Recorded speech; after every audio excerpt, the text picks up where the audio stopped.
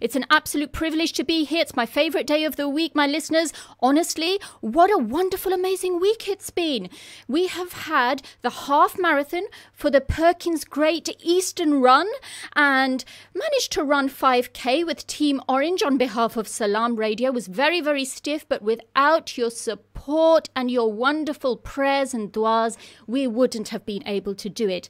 It's a very exciting week for us. It is the first time that we are also playing on LRB Digital Radio Network, which is also broadcasted in London and Leicester on DAB, as well as your very own Salaam Radio on 106.2 FM. And we have listeners nationally, internationally, throughout Facebook. Please keep your interest coming. It's wonderful to have you. So, my dear, dear listeners, today I would like you to really participate into the show because we have a very exciting show, a very, very special guest.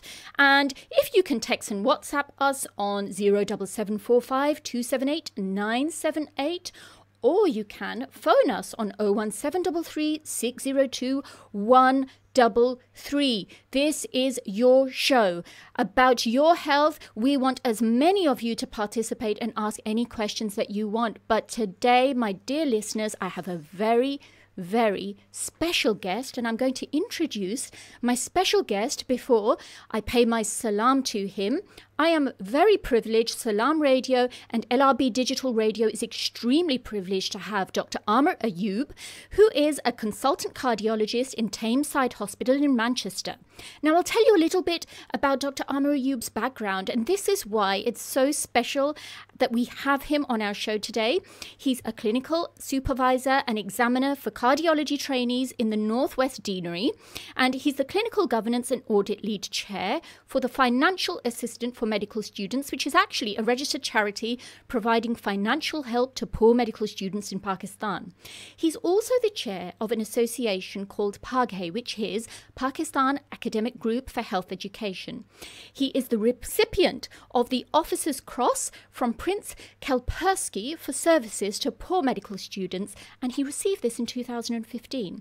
Now, I'm going to bid salam to Dr. Ayub. Assalamu alaikum, Dr. Ayub. Walaikum salam, Shabina. It is it's an honor to have you. Thank you very much for your valuable time here with us today in the studio. Thank you very much, Shabina, for having me, and salam to everyone who is either listening or watching your show. Well, it's a very exciting show today, Dr. Ayub, because we're also broadcasting in Leicester and in London, in Peterborough. We are hoping to have a lot of participation on the show. We're on Facebook Live as well, so keep those questions coming in. It's on a very pertinent topic on heart conditions. And Dr. Ayub, I guess that my opening question to you would be, why cardiology for you? I'm probably taking you quite a while back, aren't we here?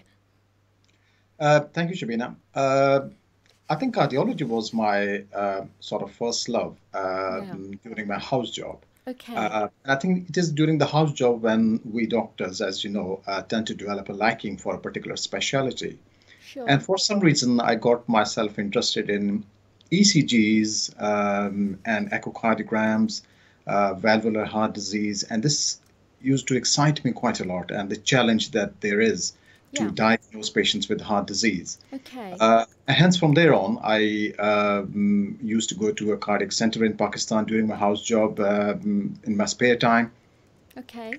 And do the ward rounds there, see important cases, and with time, I think, over a period of time, I developed a liking so much that I decided to take this as a career. Wonderful. And it's very endearing. I must say, we had a pediatrician on last week, and this week, obviously, matters pertaining to the heart. Very complicated. I cannot tell you how important I feel it is, first of all, for medical students and for my medical colleagues that are listening, how important it is to learn how to read an ECG properly. But it's wonderful to have your expertise because you would be able to give us a little bit more light on the issue. Now, could you explain to me a bit before we talk about the conditions, especially I think it would be good to talk about heart disease within the Asian community, particularly. Could you tell me a little bit so that the community are aware of how busy we are as health professionals? So could you give our listeners a little bit of an overview and insight into the day in the life of a cardiologist for us? How does your day start, and how, I'm supposing that you have different duties every day, but how does your day start? Could you describe that to us? Okay, I'm an NHS consultant, so Yes. basically it's starting at 9 o'clock, and the duties and the commitments are actually distributed along the whole week. Yes. So I do outpatient clinics, which are usually starting in the morning at 9 o'clock. Then I do ward rounds in the mid part of the week, which is around Wednesdays, which was today, is usually my pacemaker list. And, Right. and then on Thursday morning, I have my angiogram list. Uh, Right. and then that is on Friday, we have a ward round. And in between, there's another clinic as well. So it's a mixture of different things. You do ward round, you do clinics. I have a pacemaker list, which is my area of interest, the pacemaker Okay. and devices. Okay. And then we do the angiogram list as well, with, of course, the trainees whom we have to train as well. Okay. Well, that's Basically, in between, of course, there are periods where you go for the grand round, you do lectures, you do talks there for students, for the junior doctors. yes, because you teach medical students as well and junior doctors, don't you, Dr. Ayub? Yes, I'm actually the clinical supervisor for the trainees, so it's part of my job to train them, to give them talks and lectures. It's wonderful. And as a GP trainee, remembering doing the medical part of my training and obviously being involved on the cardiology ward round, it is, I used to think that accident and emergency was quite adrenaline filled, but actually cardiology does have its own, I would say, I won't use the word excitement, but definitely adrenaline associated, especially if you come across on an emergency on the ward. I've definitely had my fair share of experiences of observing many emergency scenarios. So it is a very much dedicated, I would say. You would have to be very dedicated to do justice to your profession. And it seems that you are doing very much that, Dr. Ayub. So, Exactly, Shabina. I mean, this is why I tell the house officers and my junior doctors that if you want to join cardiology, this is one field where unless you have a passion for this field of cardiology and you have particular interest, you won't last long because basically it's all about commitment and passion. It's a very, very demanding field, and yes, you have to have a special interest and a passion inside you that's right. to keep you going in this field. Otherwise, you fall out. That's right. And it is something that I feel that the relevance of it, I've given talks before on cardiac related problems or heart related problems to the community. As you know, places such as Manchester, where you are based yourself. We have Leicester now, and we also have Peterborough, mashallah. And we also know that we have a very dense population of South Asian community members here. And the prevalence of heart disease in this particular population is quite high, isn't it, Dr. Ayub? It is to say that it is high is Shabina, a bit of, I would say, an underestimation Sure. because the figures that the British Heart Foundation has produced and few other studies around Manchester has produced, Mm-hmm. that has shown an alarming increase in the coronary artery disease in Asians, and that includes especially the Pakistanis. That's right. Now, because you're the expert, I would feel free to please correct me, but the latest data that I read about from the British Heart Foundation was that it's around 41% in Asian males and 51% in Asian women as compared to the general population. And we're talking about the mortality rate and this statistic pertains to the population of individuals from the Indian subcontinent. Of course, this actually came a bit late. One of the problems, Serena, has been that the figures on the Asian population have not been fully accurate because simply that all people do not participate in the surveys. Sure. For some reason, and for quite a long time, till 1980s or late 80s, there was very little known about coronary artery disease among the Asians. Sure. Even the British people here, the British Foundation didn't know about it, and which was a bit which a shame. Hmm. But then the British Foundation, after having looked at a few of the studies that were done on the Asians and alarming increase in diabetes and coronary artery disease, they took up the task and found this alarming figure which you have just quoted. Yes. So And it is. basically, what they are saying is that 1 in 4 Asians have coronary artery disease. That is staggering, isn't it? It really is. I It mean, is. It is staggering, and it is alarming. And the more I think the shows like yourself you're doing now go a long way in raising the awareness among the Asians to tell each other that this is something that needs to be done about it.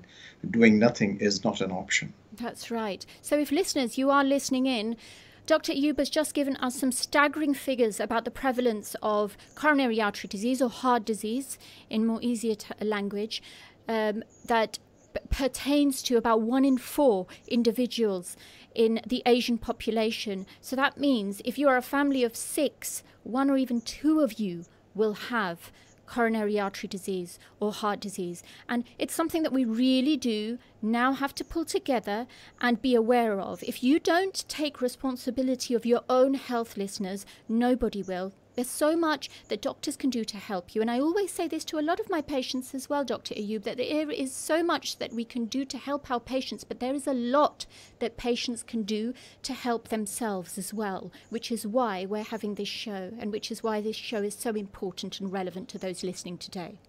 Agreed. It takes two to tango, actually, and I think it is our responsibility as from the medical profession to guide the Asian population, to educate them. But I think at the end of the day, it is they who need to act on the advice.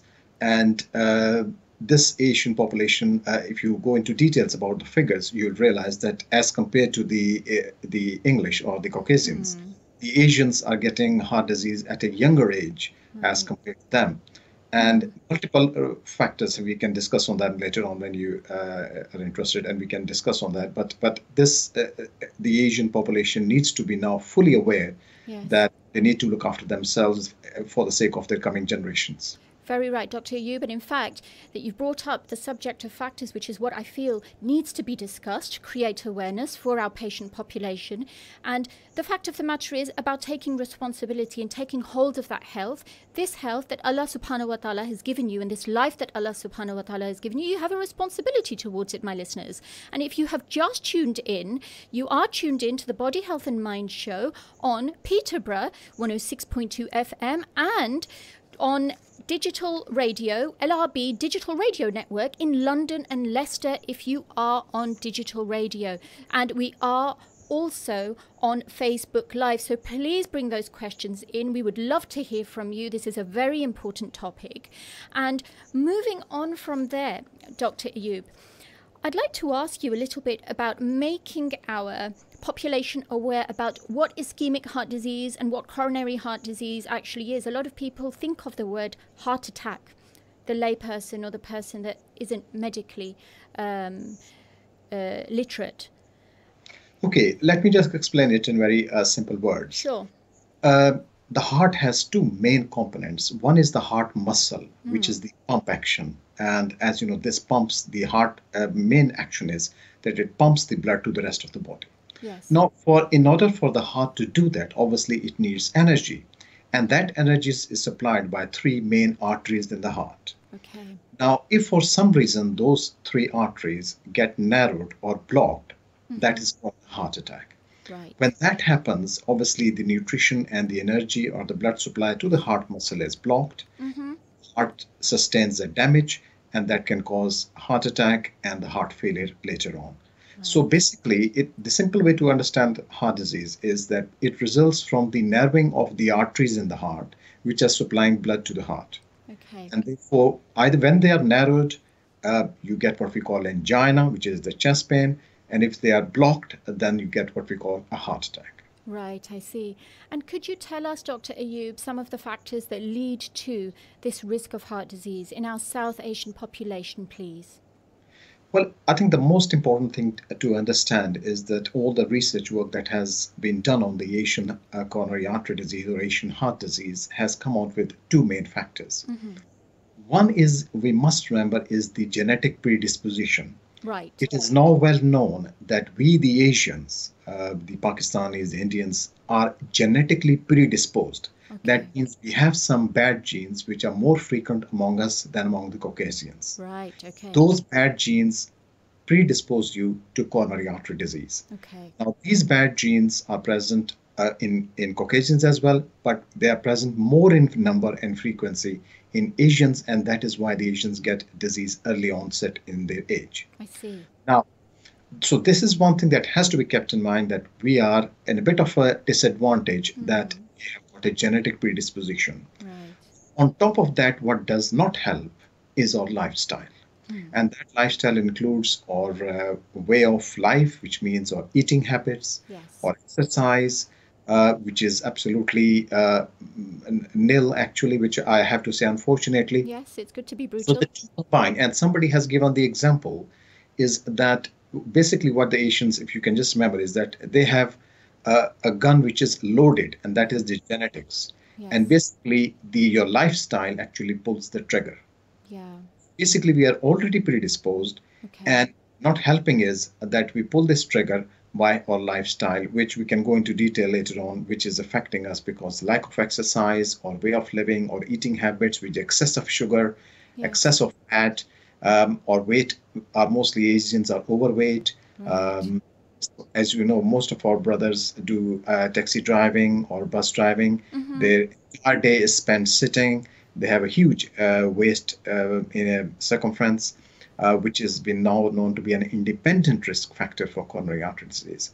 So our lifestyle doesn't help, our foods don't help, and on top of that, we are genetically predisposed. Well, it's very startling. First of all, we have the statistics that you spoke of from the British Heart Foundation, which put us at a higher mortality rate than the general population. And then obviously we find that we also have bad genes. So Yes. we've got extra hard work to do as a population, don't we, Dr. Ayub? True, exactly. So that's one of the things. I think we probably have a call that is coming in. I'm just going to communicate with Brother Qasim. Do we have a call, Brother Qasim?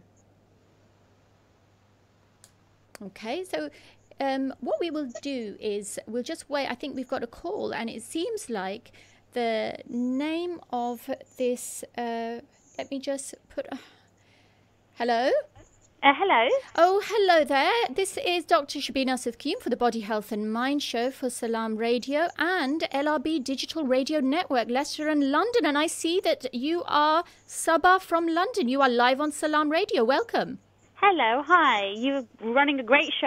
I'm Thank just you. listening in online. Thank you very much. Thank you. What is your question for us and for Dr. Ayub, who we're very privileged to have here today? Yes. So firstly, thank you for all of the information. It's actually amazing to hear, and it's really, really informative, especially you. with it being so prevalent in our community. Of course. So my question is mainly related towards coronary artery disease. Okay. Now, with the prevalence of coronary artery disease in our community, Okay. many people may ignore or even miss some basic indicators. Okay. So what indicators can one look out for, and what tests are best to rule out coronary artery disease in particular? Okay. Well, you sound like a health professional, Sabah. May I ask, are you a health professional? I am. I do echo myself. Oh, wow. So the only thing is that obviously, although I understand coronary artery disease and so on, from my point of view, obviously angiograms are considered the golden standard. Okay. However, patients are sometimes sent for other tests such as treadmill tests and stress echoes. Okay. So it's just from more of a patient point of view, Perspective. because I have parents who both have coronary artery disease. Okay. And although angios, like I said, are the golden standard, Yeah. it is sometimes, I mean, I was just wondering which would be the most conclusive still. Okay. Okay. So we will ask our expert, Dr. Ayub. Is that all right? Yes, perfect. Thank you. Salam, Sabah. Thank you very much for the question. Okay, I will try to answer it from where Sabah started off, is how do we know and how do we pick it up early? Now, this is the fundamental question, and it is now very fashionable and very important now among all the guidelines that we need to pick up the heart disease early. Sure. And the earlier we pick it, the better it is.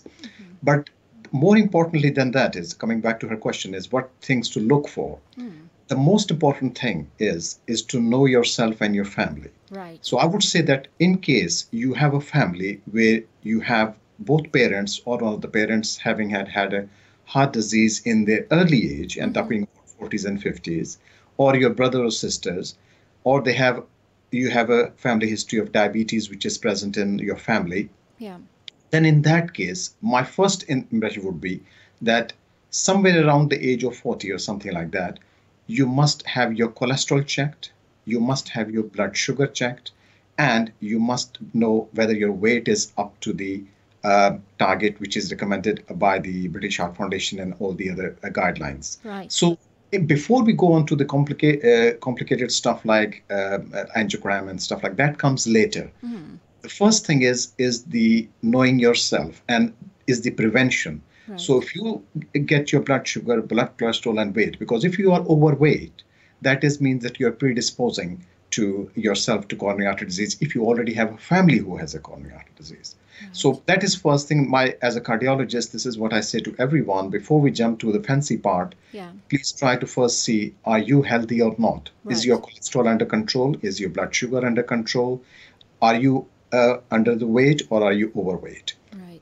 Okay. Then comes the symptoms. Now, I don't know whether you want to discuss it now, but we can always discuss the symptoms, what to look for when patients have a coronary artery disease. Okay. Well, that's wonderful. Sabah, does that sort of answer your question? So at the age of 40, more or less, we have to sort of look at those indicators that Dr. Ayub has just described. Does that all make sense? Of course. No, that is actually brilliant, because I think it was a bit confusing exactly which age you should start to be more careful. And I guess there is no particular age. You should always be careful about your health. Right. But that was lovely. Thank you so much for the information. And I'll be listening to the rest attentively. Thank you very much. Thank you. Thank you very much for your support. What a lovely surprise having a call from London. Thank you very much. We bid you a good evening. And Salaam alaikum, Sabah. Please continue to listen to Salaam Radio and LRB Digital. So that was, listeners, a Sabah who was actually, I think she said, Dr. Ayub, that she worked in ECHO, didn't she? Which was very interesting, coming from another professional who has called in today to speak about coronary artery disease and the risk factors. And just reiterating what Dr. Ayub has said, and if you've just tuned in to Salaam Radio and LRB Digital Network for Leicester and London, you are on Salaam Radio. This is the Body, Health and Mind Show, and we are speaking to the very well-respected Dr. Amir Ayub, who is a consultant cardiologist in Tameside Hospital. And the topic today is all about heart disease. And really interesting points brought up. So, Dr. Ayub, age 40, you advise the listeners, go to their GP, because we are the first port of call, and get your bloods, get your weight checked, and get your cholesterol levels checked.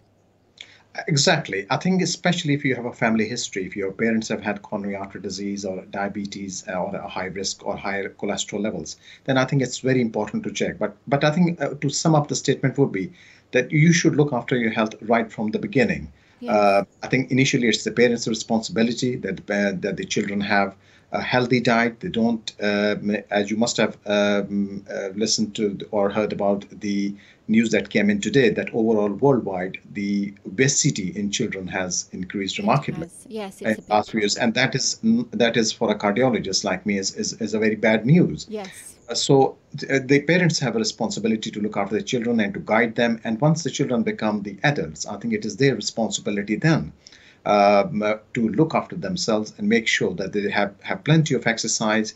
I must say that among the Asians, among us, exercise is not in our culture. Yes.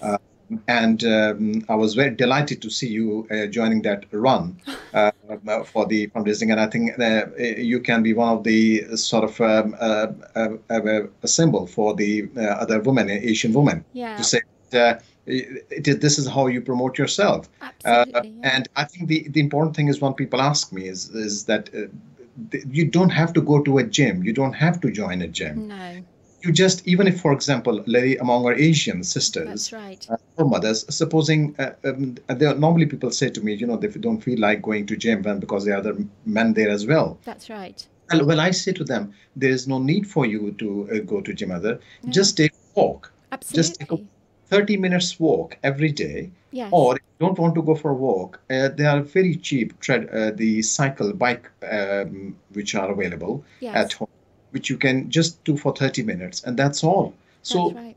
there is no excuse nowadays that you cannot do the exercise. You can do it at home. You can go to the gym. You can just go for a walk. But the most important thing is that this culture of exercise must be embedded in our coming generations now. That's absolutely right, Dr. Ayub. And as Dr. Ayub has rightly recognized, we need to be doing a lot more exercise, taking a bit more care of our health. We will be coming back after a break. Join us, Salaam Radio and LRB Digital Network. After the break, this is the Body, Health and Mind Show. Stay tuned to Salaam Radio after this short ad break. Sadly, millions of orphans living in the poorest countries lack the necessary support for a healthy childhood. These children have to endure lives of hardship without the basic necessities that will help them to grow, to learn, to live. Let's show them that we do care. Let's brighten up their future.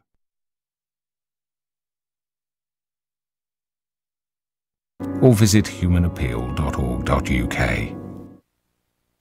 City Homes Estate Agents are your #1 independent family-owned agency in Peterborough. We offer a range of services including buying, selling, letting, mortgages and conveyancing. Why not call us today and find out for yourself why our customers return time and time again. We have a track record for achieving some of the highest prices in and around the area for our clients. With over 10 years of operating in the area, we are the experts in this market.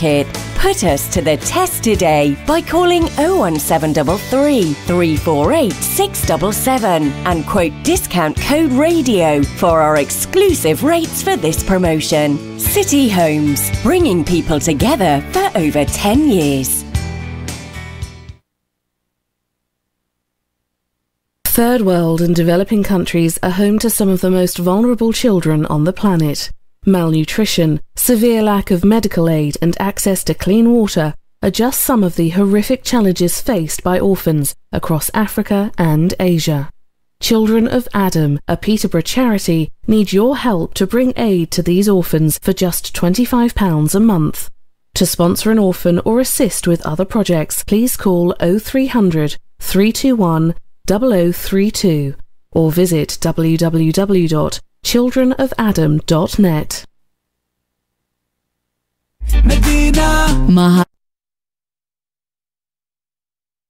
Latest album, One. See him perform at the Athena on Saturday the 21st of October. This inspirational tour is brought to you by Penny Appeal and Awakening Records in aid of girls' education. Buy your tickets now. Visit pennyappeal.org or call 03000 11 11 11. Do you have lots of clutter at home or in the office that needs to be kept but nowhere to keep it? Ivet Self-Storage offers a secure, affordable, clean and dry home for your belongings. We have security systems in place which are monitored 24 hours a day, ensuring that your items are safe. With a simple monthly payment, Ivet Self-Storage provides secure and tailored facilities to meet your specific requirements, whether short or long term. We offer the best prices and longest opening hours in Peterborough. For more information, please call on 01733 306 456 or visit us at Ivet Way, Westwood. Do you like the idea of being a radio presenter? Have you got a great idea for a show? Why not get in touch with us? We are always looking for enthusiastic, committed and professional individuals to join our team of volunteer presenters. Send us an email to info@salamradio.co.uk and we'll be in touch. You could be on air sooner than you think. The messenger of God, peace be upon him, said, "Many a one fast, but gain nothing from their fasting except hunger and thirst. And many a one pray all night, but gain nothing from their night prayers except sleeplessness. Narrated by Abu Huraira in the collections of Darimi. Men who celebrate the praises of This Allah. is Salaam Radio, Peterborough's Muslim community radio. Broadcasting on 106.2 FM and online. Assalamu alaikum, peace be upon you, and welcome back to your very own Body Health and Mind show. This is your very own Salaam Radio and LRB Digital Radio Network based in London and Leicester on DAB. And what a wonderful, exciting show we're having at the moment, bringing awareness to the community. And if you have just tuned in, we have a very special guest on the show, the very respected and highly esteemed Dr. Amir Ayub, who is a consultant cardiologist in Tameside Hospital in Manchester. And before the break, we were actually talking about a bit of the risk factors and what coronary artery disease or heart disease is. And we also had a caller. And we were talking a little bit about exercise before the break. And Dr. Ayub, as we were talking in the break and talking a little bit more about the awareness that needs to be created, and we were speaking about exercise, and indeed we did the Penny Appeal run. I only did 5K, which wasn't really too much, but actually as an Asian individual, I'm not overweight, but I do have a very high risk factor of cardiac disease in both my mother and both my father's side. And I can tell you, Dr. Ayub, that I haven't run, I don't really exercise, but that day really did bring to light the importance of doing exercise and remaining healthy if you don't do it regularly. Of course, this is what we stress to everyone when we talk to our patients or our relatives or whoever, that exercise is important. There is no other alternative. If you want to reduce weight, if you want to reduce the waist circumference, simply dieting will not help. You will have to burn that fat, and the way to burn the fat is to exercise, and that is the fundamental in prevention of coronary artery disease. Right, and we've got some comments over here. We have Amir Barney Pai, greetings to you both from Nottingham. Wonderful show so far. The need for such shows and creating awareness about cardiac problems in the Pakistani community is immense. And he also goes on to say that South Asians, especially Pakistanis, are really poor at exercise. At my squash club, I didn't see any for a very long time. Exactly the point that you were making as well.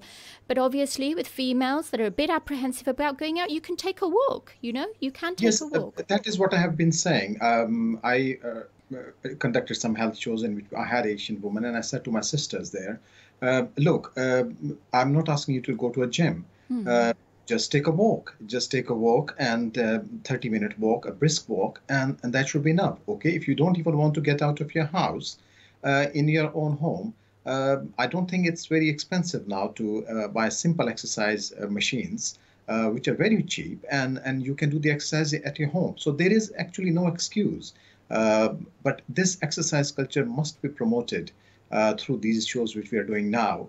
And our sisters must understand that it is their duty to look after their themselves for the coming generation, for their children, and for the coming generations as well. Absolutely, Dr. Ayub. I cannot agree more. And moving on from that, would we like to give our listeners a bit of an overview about what the signs and symptoms are of having, say, a heart condition, or, for example, in this case, a heart attack or coronary artery disease, please? Okay. Now, the most commonly word used is angina. Now, people ask us, what exactly is angina? Yes. Angina is simply a symptom of narrowing of the arteries in the heart. Okay. So angina is not itself, which we call a disease. It is the name of a symptom. For example, a headache. Yeah. You get headache for some reason. So headache itself is nothing. So just like a headache, a name is given as angina to something that happens in the heart. So when you have narrowing of the arteries in the heart for any reason, that produces a pain in the chest, which is called angina. Right. Now, there can be different presentations, and I think it's important for the listeners and for the viewers to understand. The most common presentation is pain or tightness or heaviness across the chest. Right. So it has to be across the chest. It can be on the left side, but it can be on the right side as well. I see. The third presentation is across the chest. Right. Now, it can, from it can be a pain, it can be a discomfort, it can be like a heaviness as if somebody is sitting on your chest, and it can be, unfortunately, just like a burning sensation, like a heartburn. Right. So it is very important that to remember that as well. Okay. And then most of these symptoms will come on exertion. So that is how it starts. So those people who experience that while walking, especially in cold weather, if they experience some tightness in the chest or heaviness in the chest on walking, and if they slow down, it resolves. I think they must see their doctor. Right. Now, this pain or discomfort can go into the neck, into the jaw, and in both arms. Now, we know that most of our viewers are familiar that in the dramas and the films, this pain going down the left arm, yes. Yeah. You can have pain radiating down the left arm, but remember the pain can also radiate down the right arm. Okay. That is very important to remember. But the most important thing is that at the moment, there's no need for, I don't want to scare everyone, but I just want to make them aware that when you have symptoms like these, not necessarily they have to be angina. Right. But if it is something that is persisting, for example, if you have had just once, okay, fine, just wait and see. Yes. If you feel that this is happening again and again, and it is every time you walk or go upstairs, you are experiencing all these symptoms that I've described to you, then you must seek help and report to your GP. Sure. In addition to this, I think it is also remember that in patients with diabetics, and because I'm saying this, adding this, because quite a few population in the Asian is diabetics. That's right. Now, you people who have diabetes, you may not get all these symptoms. Okay, I see. Because in diabetics, they may not have the chest pain. All they will have is simply sometimes a shortness of breath. If you have noticed that, okay, walking from point A to point B, you were okay, but now you are experiencing some shortness of breath, or some sweating, or some heartburn, and this is exertional related, please inform your GP, go and see to your GP and ask for help. And I'm sure all the GPs we have informed them that patients like these need to be referred to the cardiologist for further assessment. That's right. Well, very, very informative piece. Well, we're actually gaining a lot of interest here. And I have a question here from Mr. Ishfaq Ahmed. A question to Dr. Ayub. Is there a role of cholesterol-lowering drugs as a primary prophylaxis? And for the ease of understanding of the listeners, prophylaxis means prevention. So is there a role of cholesterol-lowering medications as a primary prevention? Of course, there's now plenty of evidence to suggest that if you can keep the cholesterol level down by picking up the high cholesterol levels early, that prevents the buildup of the cholesterol in the arteries. Because if you remember the arteries, when I said to you that the angina comes from the narrowing of the arteries in the heart, yes, those narrowings results from the deposition of cholesterol in the arteries. Right. Now, these statins, these cholesterol-lowering tablets, what they do is they basically lower your cholesterol in your bloodstream, and they lower the levels of cholesterol deposition in the arteries. Right. So definitely they help. So they have 2 or 3. All the studies we have had so far, they have shown that 1, these statins, they lower the cholesterol level, they prevent the deposition of cholesterol in the arteries, and somehow or another they also stabilize the arteries. Right. So which that sometimes the heart attack results from a breakup of cholesterol deposit. The statins are known to, they stabilize the arteries. So they have quite an important role to play in the prevention of coronary artery disease. Right. I hope that has answered your question, Brother Ishfaq Ahmed. We have another comment here from a Brother Ali Khan. Excellent show and very informative. Many thanks for doing such shows. Jazakallah khair to you. And if you've just joined in, this is your very own Body Health and Mind show on Salaam Radio and LRB Digital Network Radio. Salaam Radio on 106.2 FM and LRB Digital on London and Leicester DAB. Now, Dr. Ayub, we've spoken about all the risk factors that can, obviously smoking, we all know, plays a very big contributory factor in increasing the risk of heart disease. For example, a patient now, unfortunately, succumbs to having a heart attack and feels that their chest pain is either an angina attack or what we call a myocardial infarction or a heart attack, and are taken into hospital. What would happen now? Okay, so the first thing, when you will report to the A&E, Yes. which is, I should say, the right thing you have done. Once you have reported there, the first thing they will assess is to whether this pain is coming from your heart or not. So Right. they have to first thing the A&E triage nurse will find out is whether this pain is related to the heart or not, because the subsequent series of things that will happen will depend on that. Now, for that, they will immediately ask you a few important questions regarding where is the pain, when it started, and have you ever had this pain before or not. And immediately, they will do an ECG. If the ECG is normal, they may just keep you in and do some blood tests, like the blood. There are certain blood proteins which are released into the blood, Yeah. which help us to diagnose the heart attack. So you will see that they will immediately take some bloods from you. Okay. They are to basically check some markers we have to detect whether you have had a heart attack or not. Right. So if the ECG does show that yes, you have a kind of a heart attack where the artery is blocking off, then you will be immediately, if you are in a tertiary center, you will be taken to the catheter lab for the coronary angiogram and the possible angioplasty, where we put the stents in. Or if you have another form of a heart attack, you may be just kept in the hospital, which is called a mild sort of heart attack. You will be kept in the hospital and may have later an angiogram in 48, 72 hours. Right. So most important thing for you will be at that time will be the nurse will tell you whether they are suspecting or not. And it is possible that the consultant who sees you there may decide, okay, I don't think this is anything to do with the heart. Right. They are pretty much sure the blood test is negative, the ECG is normal, and your history doesn't sound like angina, and they may just let you go home. Right, I see. And for the ease of information to our listeners, could you please tell them which people can be candidates for stent insertion, which is an angiogram for those of you who aren't medically literate, and what candidates then have what you call bypass? Okay. First of all, if you have a heart attack and there's a particular pattern that appears on the ECG, Sure. as soon as that ECG is detected, immediately the team is alerted, the cath lab team, which we call, and you're taken to the coronary, the catheter lab to have the coronary angiogram. Right. Now, there are two stages to it. Coronary angiogram simply means that a dye is injected through your arm or through the top of your leg to take pictures of the arteries of your heart. So Right. that is called coronary angiogram. Coronary angiogram simply means we are going to inject a dye and take some pictures of the arteries of your heart. Yep. Now, if you find that there's one artery or at the most two arteries which are tightly narrowed, sufficiently narrowed, and we have criteria for that, Okay. then the operator, whoever is the consultant there, will explain to you, Yep. and then he will put a stent in there to open up that artery. Right, I see. And That is called angioplasty. So okay. the putting in the stent, that procedure is called angioplasty. It will be done.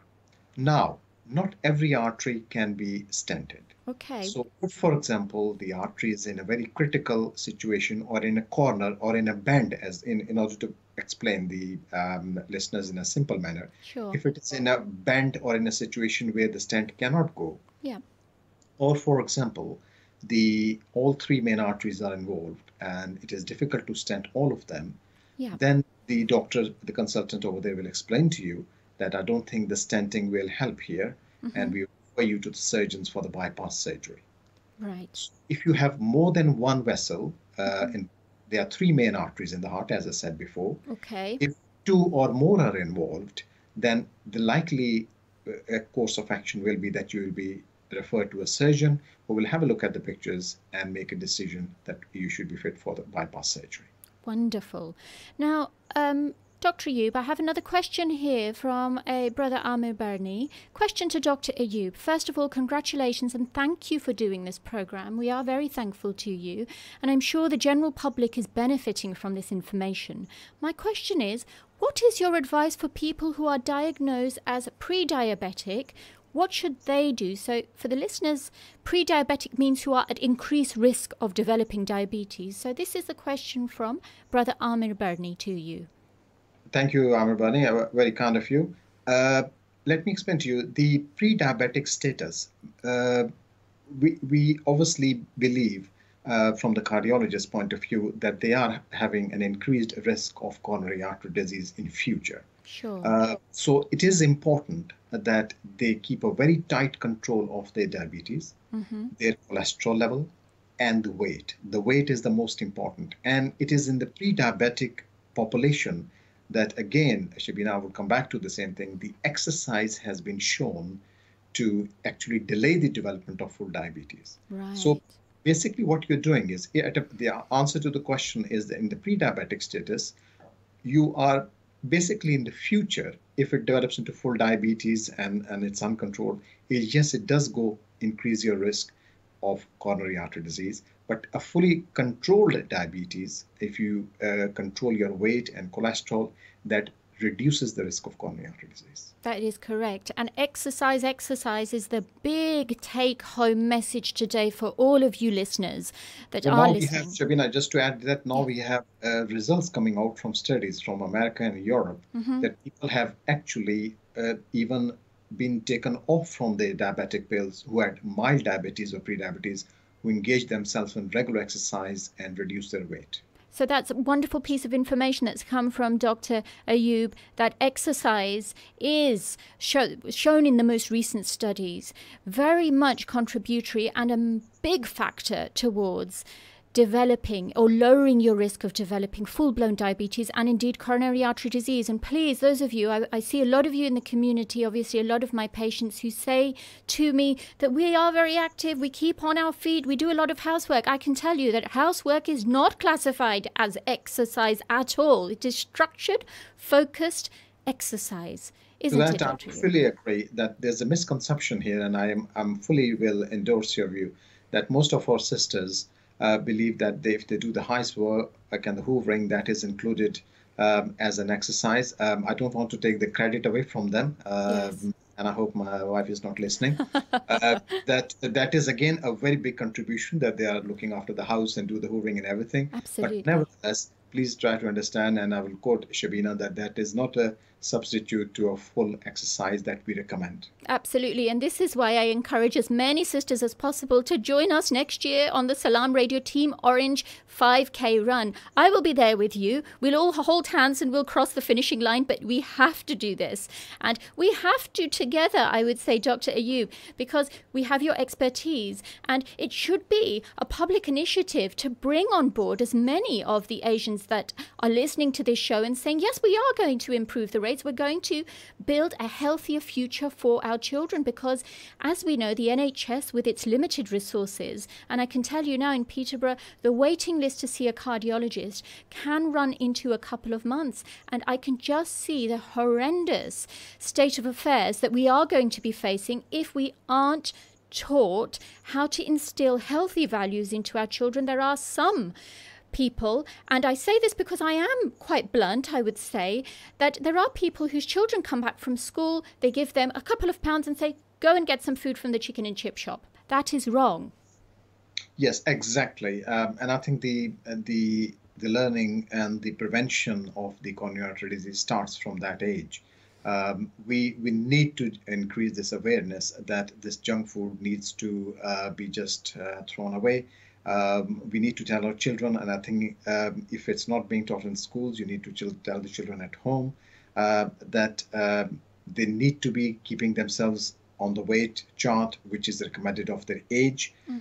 And now I must tell all my brothers and sisters that the waist circumference ratio has now been put as an independent risk factor for coronary artery disease, which simply means that if your everything else is okay, but if your waist is increased from the recommended, what is in the British Heart Foundation, then you have that itself puts you at a risk of heart disease.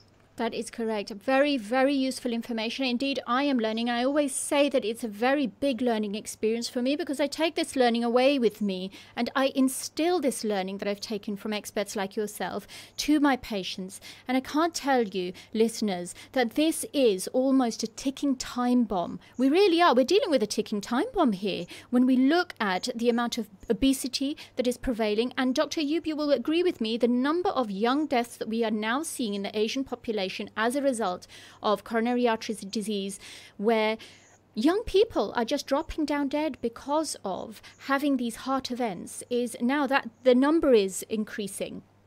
Of course. I mean, as I said, because we are at a disadvantage of being genetically predisposed, the heart disease is developing at an early age as compared to the Caucasians, as compared to the English people, as we say.